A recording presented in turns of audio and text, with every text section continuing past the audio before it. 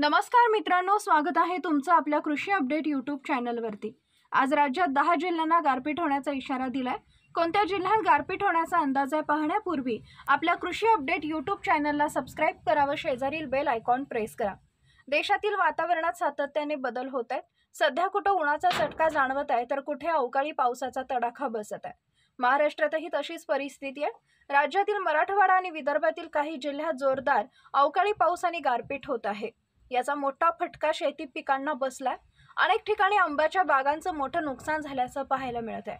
मोठ्या प्रमाणात झाडांवरील आंबे वादळी वाऱ्यामुळे आणि पावसामुळे खाली पडल्या, तर दुसरीकडे लिंबू आणि भाजीपाला पिकांचं देखील मोठ्या प्रमाणात नुकसान झाल्याचं पाहायला मिळत आहे।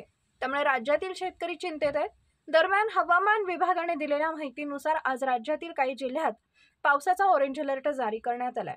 यामध्ये वर्धा आणि वाशिम जिल्ह्याचा समावेश आहे। त्यामुळे या पावसाच्या पार्श्वभूमीवर नागरिकांनी योग्य ती खबरदारी घ्यावी असं आवाहन प्रशासनाच्या वतीने करण्यात आलंय। तर राज्यातील इतर काही जिल्ह्यात पावसाचा येलो अलर्ट हवामान विभागाने जारी केलाय। त्यामुळे या पावसाच्या पार्श्वभूमीवर शेतकऱ्यांनी त्यांच्या कामाचं योग्यता नियोजन करावं, जेणेकरून वादळी पावसाचा फटका बसणार नाही। तसेच नागरिकांनी बाहेर पडताना योग्य ती खबरदारी घ्यावी असं आवाहन प्रशासनाच्या वतीने करण्यात आलं आहे। यापुढील हवामान अंदाज पाहण्यासाठी चॅनलला सबस्क्राइब करा। धन्यवाद।